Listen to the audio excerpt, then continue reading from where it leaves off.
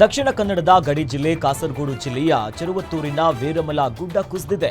ಪರಿಣಾಮ ಕನ್ಯಾಕುಮಾರಿ ಮತ್ತು ಪೆನುವೇಲಾ NH66 ಈ ರಾಷ್ಟ್ರೀಯ ಹೆದ್ದಾರಿ ಸಂಪೂರ್ಣವಾಗಿ ಬಂದ್ ಮಾಡಿದ್ದಾರೆ. ಸ್ಥಳಕ್ಕೆ ಅಗ್ನಿಶಾಮಕ ಹಾಗೂ ಸ್ಥಳೀಯರು ಬಂದು ಮಣ್ಣನ್ನ ತೆರವುಗೊಳಿಸುತ್ತಿದ್ದಾರೆ.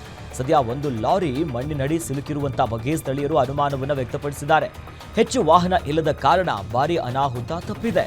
ಸದ್ಯ ಸಂಚಾರಕ್ಕೆ ಬದಲಿ ರಸ್ತೆ ಮಾರ್ಗವನ್ನ ಸ್ಥಳೀಯ ಆಡಳಿತ ಸೂಚಿಸಿದೆ.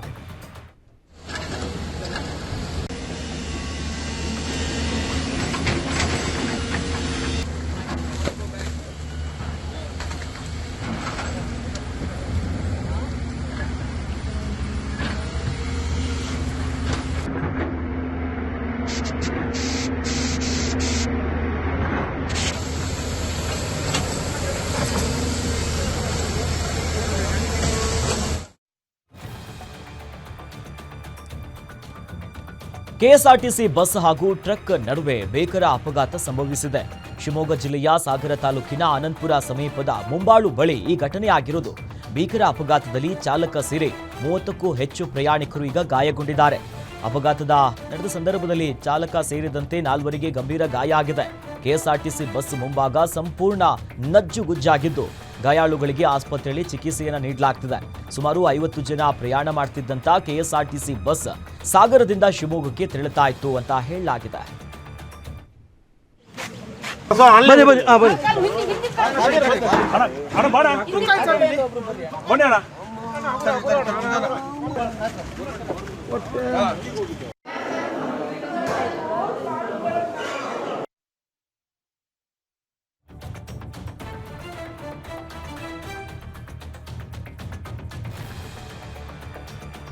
ಕೆಎಸ್ಆರ್ಟಿಸಿ ಬಸ್ ಹರಿದು ವೃದ್ಧ ಸಾವನ್ನಪ್ಪಿರುವಂತಹ ಘಟನೆ ಮೈಸೂರಿನ ಶ್ರೀರಾಂಪುರದಲ್ಲಿ ನಡೆದಿದೆ.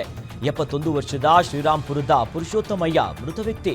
ಸ್ಕೂಟರ್ಗೆ ಬಸ್ ಡಿಕ್ಕಿ ಹೊಡೆತಕ್ಕೆ ವೃದ್ಧ ಕೆಳಗೆ ಬಿದ್ದ ತಕ್ಷಣ ಕೆಎಸ್ಆರ್ಟಿಸಿ ಬಸ್ ಹರಿದಿದೆ. ವೃದ್ಧ ಸ್ಥಳದಲ್ಲಿ ಸಾವನ್ನಪ್ಪಿದ್ದಾರೆ. ಹಾಲಿನ ಬೂತ್ನಿಂದ ಹಾಲನ್ನು ತೆಗೆದುಕೊಂಡು ಮನೆಗೆ ಹೋಗುವಂತಹ ಸಂದರ್ಭದಲ್ಲಿ ಈ ದುರ್ಘಟನೆ ಆಗಿದೆ.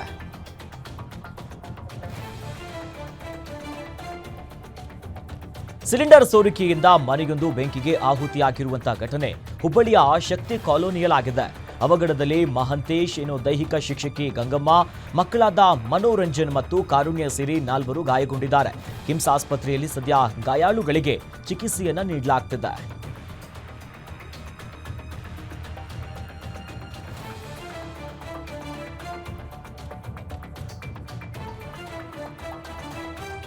ಕಲಬುರಗಿ ಜಿಲ್ಲೆಯ ಚಿಂಚೋಳಿ ತಾಲೂಕಿನಲ್ಲಿ ಮಳೆಯ ಆರ್ಭಟ ಮುಂದುವರೆದಿದ್ದು ಚಿಂಚೋಳಿ ತಾಲೂಕಿನ ಹಲವು ಹಳ್ಳಿಗಳು ತತ್ತರಿಸಿ ಹೋಗಿವೆ. ನಿರಂತರ ಮಳೆಯ ಹೊಡೆತಕ್ಕೆ ಚೆಟ್ಟಿನಾಡ ಸಿಮೆಂಟ್ ಕಾರ್ಖಾನೆ ಆವರಣ ಸಂಪೂರ್ಣವಾಗಿ ಜಲಾವೃತಗೊಂಡಿದೆ. ಕೊಲ್ನಾರ್, ಮಿರಿಯಾಣ, ಅನ್ವಾರ್ ಭಾಗದಲ್ಲಿ ಹಳ್ಳ ಕೊಳ್ಳಗಳು ಉಕ್ಕಿ ಹರಿತಾ ಇದ್ದು ಇದರ ಪರಿಣಾಮ ಹಳ್ಳಿಗಳಿಗೆ ಸಂಪರ್ಕ ಕಲ್ಪಿಸುವಂತಹ ಸೇತುವೆ ಈಗ ಜಲಾವೃತಗೊಂಡಿದೆ. ಜನರು ಈಗ ಪರದಾಡುವಂತಹ ಪರಿಸ್ಥಿತಿಯಲ್ಲಿ ನಿರ್ಮಾಣ ಆಗಿದೆ.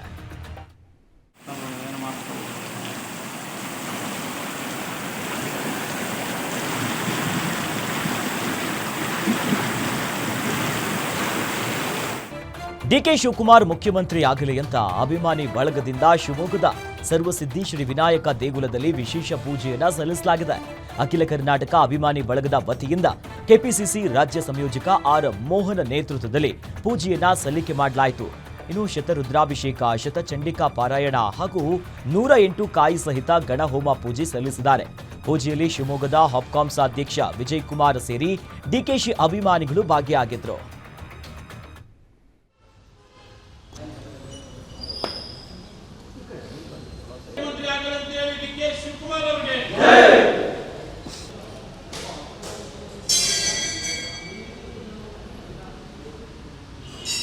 ಹೆಸರನ್ನೇ ಪಡೆದುಕೊಂಡಿರ್ತಕ್ಕಂತಹ ಡಿಕೆ ಶಿವಕುಮಾರ್ ಅವರಿಗೆ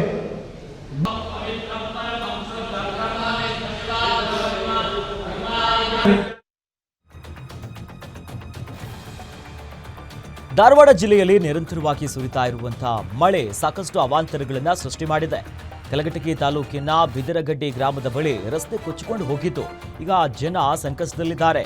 10ಕ್ಕೂ ಹೆಚ್ಚು ಹಳ್ಳಿಗಳು ಈಗ ಈ ಸಂಪರ್ಕವನ್ನ ಕಡಿತ ಆಗಿದ್ದು ಶಾಲಾ ಮಕ್ಕಳಿಗೆ ಯಾರಿಗೂ ಕೂಡ ಹೋಗೋದಕ್ಕಾಗ್ತಿಲ್ಲ. ಕಳೆದ 3 ತಿಂಗಳಿನಿಂದ ರಸ್ತೆ ಸರಿಪಡಿಸಲು ಗ್ರಾಮಸ್ಥರು ಎಷ್ಟೇ ಮನವಿ ಮಾಡಿದ್ರೂ ಕೂಡ ಅಧಿಕಾರಿಗಳು ತಲೆ ಕೆಡಿಸಿಕೊಂಡಿಲ್ಲ ಅನ್ನೋದಾಗಿ ಸದ್ಯ ಅಲ್ಲಿನ ಗ್ರಾಮಸ್ಥರು ಆಕ್ರೋಶವನ್ನ ಹೊರಗಾಕಿದ್ದಾರೆ.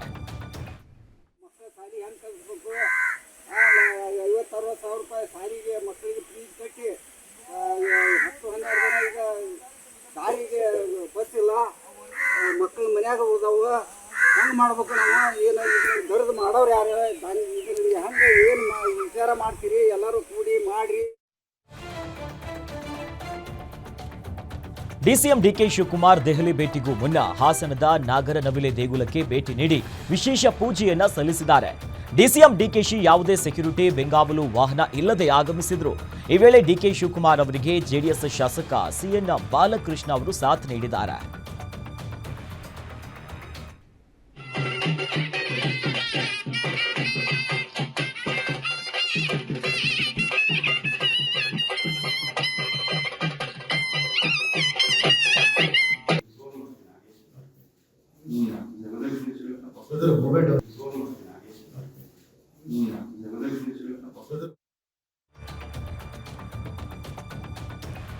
ತಾಯಿಯೊಬ್ಬಳು ಹೆತ್ತ ಮಗಳನ್ನೇ ಉಸಿರುಗಟ್ಟಿಸಿ ಕೊಂದು ತಾನು ಕೂಡ ಆತ್ಮಹತ್ಯೆಗೆ ಯತ್ನಿಸಿದ್ದಾಳೆ.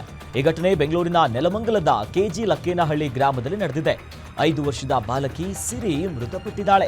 ಗಂಡನ ಕಾಟಕ್ಕೆ ಬೇಸತ್ತು ಈ ನಿರ್ಧಾರಕ್ಕೆ ಬಂದಿದ್ದಾರೆ ಅನ್ನೋದು ಸದ್ಯ ಗೊತ್ತಾಗ್ತಿದೆ. ಆರೋಪಿ ತಾಯಿ ಮಹಾಲಕ್ಷ್ಮಿ ವಿಕ್ಟೋರಿಯಾ ಆಸ್ಪತ್ರೆಯಲ್ಲಿ ಚಿಕಿತ್ಸೆಯನ್ನ ಪಡೆಯುತ್ತಿದ್ದಾಳೆ. ತಂದೆ ಜಯರಾಮ್ನನ್ನ ಪೊಲೀಸರು ವಶಕ್ಕೆ ಪಡೆದು ವಿಚಾರಣೆಯನ್ನು ನಡೆಸುತ್ತಿದ್ದಾರೆ. ಈ ಸಂಬಂಧ ಮಾದನಾಯಕನಹಳ್ಳಿ ಪೊಲೀಸ್ ಸ್ಟೇಷನ್ನಲ್ಲಿ ಪ್ರಕರಣ ದಾಖಲಾಗಿದೆ.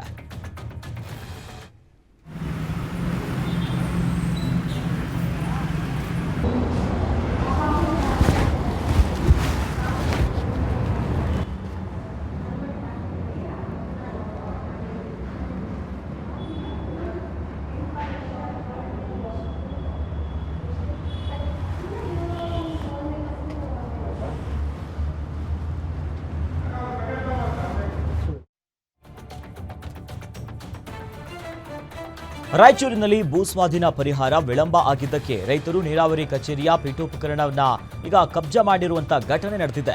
ಸಿರವಾರ ತಾಲೂಕಿನ ಹಿರೇದಿನ್ನಿ ಗ್ರಾಮದ ರೈತ ಕರಿಯಪ್ಪಗೆ ಬರಬೇಕಾಗಿದ್ದಂತ 16.30 ಲಕ್ಷ ರೂಪಾಯಿ ಭೂಸ್ವಾಧೀನ ಪರಿಹಾರ ವಿಳಂಬ ಆಗಿದೆ. ಹೀಗಾಗಿ ಸಿರವಾರ ಪಟ್ಟಣದ ನೀರಾವರಿ ಇಲಾಖೆ ಕಚೇರಿ ವಿಭಾಗ 4ರ ಪೀಠೋಪಕರಣವನ್ನ ಜಪ್ತಿ ಮಾಡಲಾಗಿದೆ. ಮಾನ್ವಿಯ ಹಿರಿಯ ಶ್ರೇಣಿ ಸಿವಿಲ್ ನ್ಯಾಯಾಲಯ ಈ ಆದೇಶವನ್ನ ಕೊಟ್ಟಿದ್ದು ಸದ್ಯ ಜಪ್ತಿ ಮಾಡಲಾಗಿದೆ.